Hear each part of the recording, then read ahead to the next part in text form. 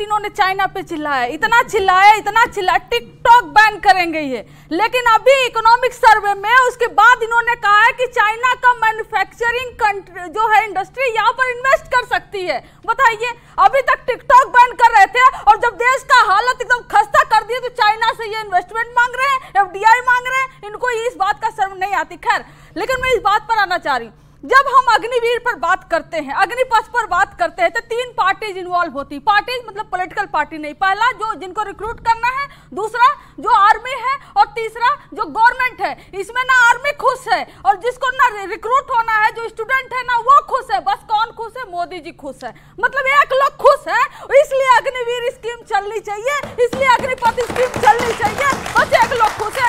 आप अग्निवीर के खिलाफ बोल दो, स्टूडेंट अग्निवीर के खिलाफ बोल दे, तो राष्ट्र हित के खिलाफ हो गया। कैसे भाई? हर बात को मोदी जी राष्ट्र हित से क्यों जोड़ते हैं? राष्ट्र हित के बारे में यहाँ पर बैठे बच्चे भी उतना ही सोचते हैं जितना मैं सोचती हूँ, ये भी उतना ही सोचते हैं, मोदी जी भी उतना ही सोचते हैं।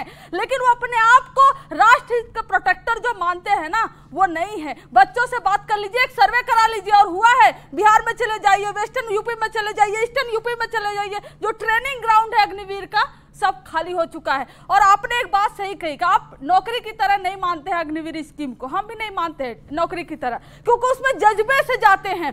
लेकिन जब जज्बे से जाते हैं तो ये एक्सपेक्ट करते हैं कि उनकी फैमिली के सिक्योरिटी हो, उनकी फैमिली को पेंशन मिले, उनकी उपस्थिति में उनके बच्चे को पेंशन मिले, उनके माता पिता का ख्याल रखा जाए। इस सब को पूरी तरह से इन्होंने हटा दिया। लेकिन मेरा प्रश्न ये है कि आपको हर चीज का बहुत ख्याल है, और अमृतपाल सिंह का जब समर्थन भरी सदन में किया जा रहा था, मैंने जो प्रश्न पूछा उसके विरोध में इंडिया अलायंस के सांसद क्यों नहीं खड़े हुए? अगर इंडिया अलायंस की बात छोड़िए, आरजेडी के सांसद ही खड़े हो जाते।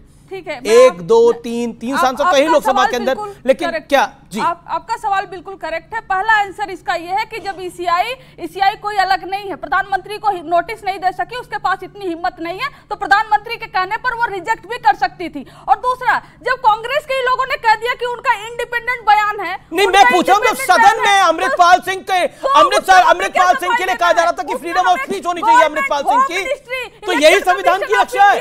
आप लोग जो संविधान और रिजर्वेशन को खत्म करने की बात कर रहे थे, वो यही था क्या? जी, ओके। मैं कारगिल युद्ध के हीरो के सिन्हा साहब के पास जाना चाहता हूं और फिर विवेक जी आपके पास आना चाहता हूं। सर, सबसे पहले तो आपको नमस्कार, जय हिंद, वंदे मातरम। और मेरा प्रश्न यह है कि जब हम विजय दिवस मना रहे हैं, कारगिल विजय दिवस मना रहे हैं, उससे एक दिन पहले, एक दिन बाद जो कुछ हो रहा है देश के अंदर, उसको देखकर आपको अच्छा तो बिल्कुल नहीं लग रहा होगा। जिस तरह से अमृतपाल सिंह की वकालत हुई, जिस इजराइल ने हमें कारगिल में मदद करी, उसको जेनोसाइड की बात की गई प्रियंका वाड्रा द्वारा। क्या कहना चाहते हैं आप? तो जितने भी हमारे शहीदों की, जिनकी चिताएं जल चुकी हैं, वो ठंडी भी हो गई हैं मगर आज भी सुलग रही हैं। जो 1050 घायल जवान थे और 500 जो शहीद हैं, उनको मैं श्रद्धांजलि देना चाहता हूं आपके द्वारा, और आपके लोगों और सब मेरे ख्याल से मेरे साथ सब रहेंगे इसके लिए। आपका जो सवाल है, 25 साल बाद, मैं 25 साल पहले दिल्ली में ही था और मेरी बटालियन में कमांड कर रहा था एज ए कर्नल, और मेरी बटालियन को एयरलिफ्ट किया गया कारगिल वॉर के लिए। ये तारीख है 2 मई, और 5 मई से कारगिल युद्ध शुरू हुआ, 8 मई को डिक्लेयर हुआ जी। और मेरे जवान, मेरे ऑफिसर और मारे गए। हमने बहुत अटैक डाला, हम तो पाकिस्तान के अंदर भी गए, और उसके बाद हमने ये सोचा था कि शायद दुनिया बदल जाएगी।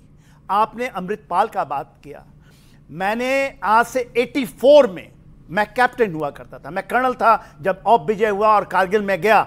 84 में मैं पंजाब के अंदर था, और जो खालिस्तान का उस समय का स्वरूप मैंने देखा है, और जज्बात, मैं सिख रेजिमेंट को बिलोंग करता है, एक सिख का ये मैं देखता हूं, एक बैठा हुआ है, मैं उस रेजिमेंट को बिलोंग करता हूं, उनकी जज्बे को पहचानता हूं।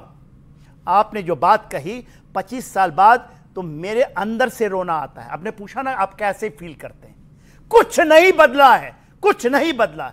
बदलता क्या दिख रहा है मुझे कि देश के बंटवारे के लिए जो पुराने हम सोचते थे कि कुछ लोग इस देश के अंदर दुश्मन है वो आज भी पनप रहे हैं, वो भी आवाज खड़ा कर रहे हैं। आपने बोला था कि हमारे को जो जंग लड़नी पड़ेगी वो 2.5 फ्रंट्स पे लड़नी पड़ेगी, और उन्होंने देश के इंटरनल फ्रंट की बात कर रही थी। जी हाँ, जो सीडीएस रहे वो, और सीडीएस ने बात की, वो दिखता है आज। और किस लिए दिखता है अमित जी? छोटी एक कुर्सी के लिए, एक कुछ अपने लिए।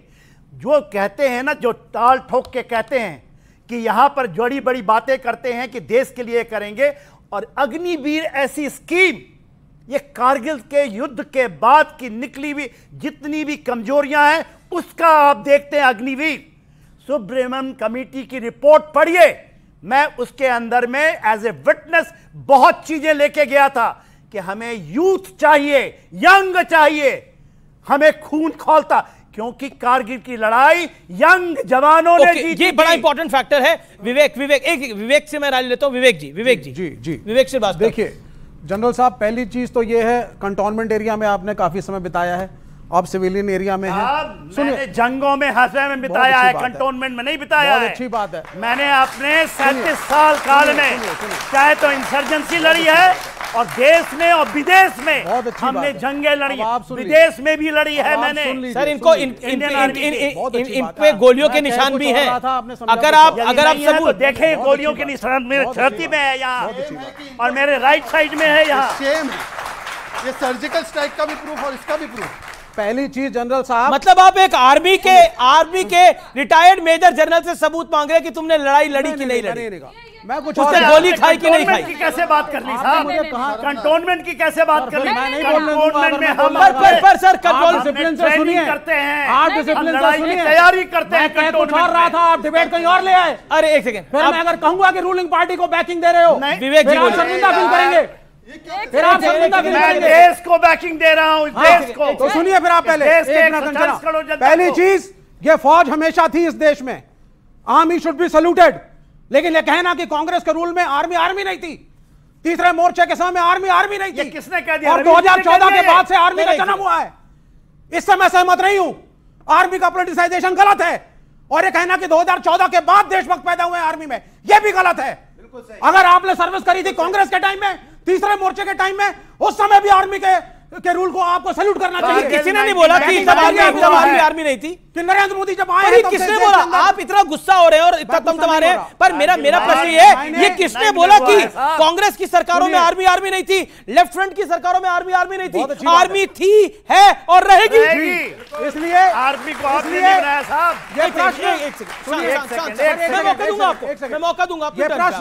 ये प्रश्न इसलिए मैंने उठाया क्योंकि 2014 के बाद एक नैरेटिव बनाया है इस पार्टी ने, जिसके प्रवक्ता बैठे हैं, जिन्होंने डिबेट के शुरू में भी फिर शुरू कर दिया कि बीजेपी को छोड़ के साहब इस देश में किसी पार्टी ने कोई योगदान ही नहीं दिया, सब देशद्रोही हैं, सब चाइना के एजेंट हैं, सब दलाल हैं। ये नैरेटिव ये बनाने बैठे हैं, हम देशद्रोही हैं, हम सब देशद्रोही हैं इनके हिसाब से। एक नरेंद्र मोदी देशभक्त, एक शहजाद पूनावाला, इनको शर्म नहीं आती है। देश में पार्लियामेंट है, इलेक्ट होकर के आती है, और आप जो इलेक्शन कमीशन के थ्रू रजिस्टर्ड पार्टीज हैं, आप उनको कहते हैं कि साहब आप सब देशद्रोही हैं। अमृतपाल पर आपका क्या स्टैंड है? मेरा तो ये स्टैंड है सर, जो पांव छूते हैं ना, उनसे थोड़ा सा जेब को बचाइएगा, वो पांव छूते छूते कहीं जेब का बटुआ ना निकाल ले।